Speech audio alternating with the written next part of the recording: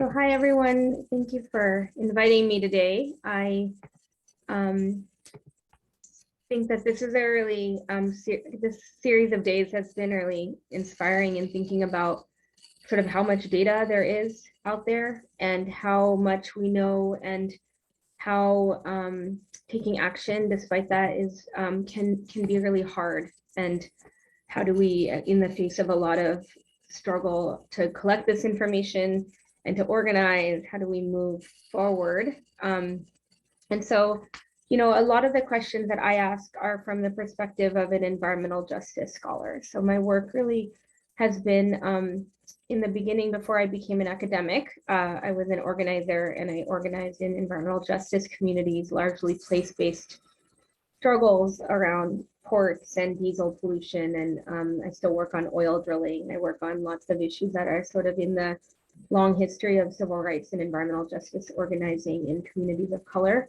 And I think, as Lisa mentioned, 15 years ago, 20 years ago, we started asking different questions about environmental justice and how do consumer products actually fit into the environmental justice landscape, and why does it matter that we see these products not as a separate question and a separate issue from racial justice and civil rights and environmental justice issues. And so we started working towards kind of the long path of how do you frame these issues in ways that are about environmental justice and racial justice. And so we know that the things that have been covered so far in these days are that while exposures affect everyone, they're ubiquitous. These are unregulated consumer products and everyone uses them.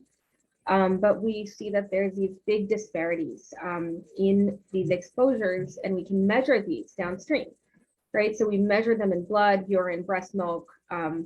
We measure them in illness borne by communities that are working with these chemicals, and workers are at the front line of exposure, and intersectional identities really lead down the road to a lot of these exposures. And we also have targeted marketing, that these are not necessarily accidental, that we know that there is product dumping, which is an issue that I'm really interested in and I'm kind of actively gathering data on. How does product dumping work? How do some communities have worse quality products than others, more toxic products marketed at higher cost? And so we've seen that in the Johnson & Johnson baby products issue. And really that there's been this sustained agenda that leads us to kind of the work that we're thinking about today. And a lot of the work in environmental health has really focused on measuring downstream impacts.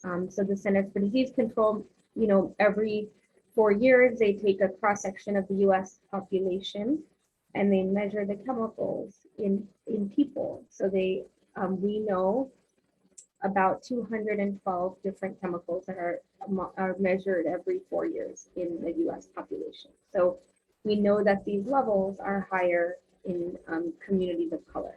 And so this is one example of methylparaben, which is a chemical that's seen in many consumer products.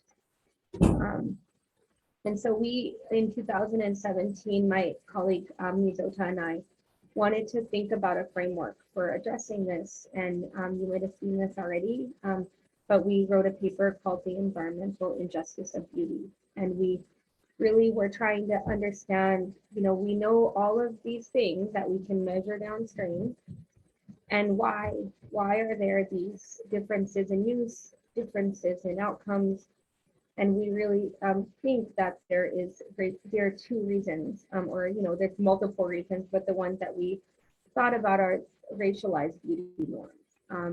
And we did a little bit of work on targeted marketing. There's not as much as there should be in that category, except for cigarette smoke. There's quite a lot, but I think beauty products we have started to think about in ways that the tobacco industry targeted communities, we think that there's some patterns and there needs to be more research. But what we looked at is colorism, hair texture preferences, odor discrimination, and the idea about looking presentable, what you should be using, and driving product use that then drives some of these health outcomes. And we really thought about structural racism, which are things like policies and dress codes. And I think we can put in here, which we didn't look at workers specifically in that paper, but I think workplace safety, occupational hazards, they're working, having to work in environments that you may not have a choice about your exposures. And some of this has led to internalized racism that then kind of moves towards the beauty rituals that we have. And we're thinking about consumers here, right, in this infographic. And so our work, and you already heard about the taking stock study, so I won't talk about that. Astrid Williams presented on it earlier. But our work kind of moved to systematically think about how can we document. One of the things that we know is that whenever there's no data, there is a tendency to say that there's no problem. And so one of the things that we know is that women of color, right, are disproportionately exposed to consumer product chemicals. Many of these are endocrine active, but we don't have a lot of data documenting product use. And that has been a reason to say that there's actually not enough information to do anything. And while it seems like a really exhausting process to figure out what people are using, that's what we're doing in Taking Stock. What are the products that women are using, Black women and Latinas in this case, that are potentially leading to some of these health outcomes that we see downstream. And then one of the things that are really important to us are sharing this data back. So Taking Stock, we're at the end of our 3 years, and you can look back at Astrid's presentation for kind of the nitty-gritty details, or I'm happy to share them separately from this. But one of the things that we take really seriously is sharing information. And so that's what I kind of want to focus on the rest of this time, is how do we do that? How do we think about collaborative research and community building? Also, this is some of the work we're doing now that is running parallel to Taking Stock. We're working with BeautyWell, and this is a product just on skin lightening creams. And this is an example of some of the ways in which some of this work is hard. We have found that we have to translate into so many languages to reach the communities that are using the products. And so far we've translated our skin lightening research on what communities are using, why they choose to use skin lightening products, into 12 languages. I think some of the work, this language justice framework within this meeting that makes meetings accessible is hard and important. And how do we kind of continue to do that work? And it's hard and it's slow. It's difficult. But one of the things that we have learned, and I think frames some of the work here, is where are there gaps in data? Because mostly whenever there's no data, right, it's a reason for inaction, but really data is sometimes a political necessity to get to the table.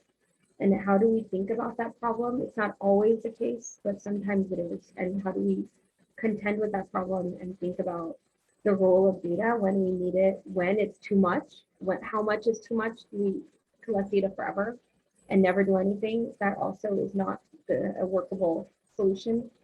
And so our work is really thinking about strategic research designs in partnership with community, and with the goal of shifting power. It's like that one single-minded goal is thinking about how do we change the landscape of how power is deployed and disseminated and who has it. And we think that data may be one part of that story. And so when we, there's been a lot of work on community-based participatory research, how you do the work, how you share the research questions, how you distribute the data, how you translate work. I think there's been less conversation about power and what it means when you actually finish a project. And so we aim to, in my work with Black Women for Wellness, in my work with environmental justice communities on oil drilling, really we're asking questions about knowledge systems, right? How do we change the whole research process? But we also know that all knowledge does not have the same power. Just because we say something doesn't mean it matters. And we sometimes have to work very differently to have our voices heard than some other groups. And how do you contend with that at the beginning? And then data, who owns it? And making data, it's really necessary to shift power, to create joint data, but then once you finally have that, how do you actually create fully owned data? And this is a really important and hard question, I think, that we haven't answered fully, because sometimes it's really non-transparent data. It comes out and it's put in a machine like R, and you have to come out the other end, and it's hard to understand. So how do you do this is really a question that we're continually asking. And there's lots of great scientific projects out there that don't have any reach. Decision making really narrows the kind of science that gets used. Policy making, decision making, policymakers use only certain types of data. So how do we get ahead of that framework in ways that are critical to moving kind of our agenda forward? And so I've thought about this kind of how do we, maybe do this in visual ways. I think that there are some guiding frameworks to how power can be distributed with researchers, community partners, but some of this is a longer process of things like how do we bring in training programs and postdoctoral scholars that work kind of maybe one leg in the community, one leg in the academy, and are trained in with two different vantages that becomes a single vantage going forward. I think we need to do a lot more co-training of communities and academics, and especially funding academic researchers who are community-minded, thinking about markets with a lens of racial capital, and that race and the marketplace are really integral to the work. There's lots of work in this space on affecting markets and how they sell products. I think we need to think about racism as a core to that agenda. To think about policy efforts that are both small and big, and with an intersectional analysis. And I think we've talked a lot about that here, so I won't say more. And then accessible research and community education and we do a lot of that through infographics and trainings. But that's just the beginning. I think that it would be useful for us to think collaboratively on what kinds of ideas can guide this work forward for the next 15 years, as it's been, we've come to this point for, the last 15 years of working together. So, thanks my collaborators and our funders, and I will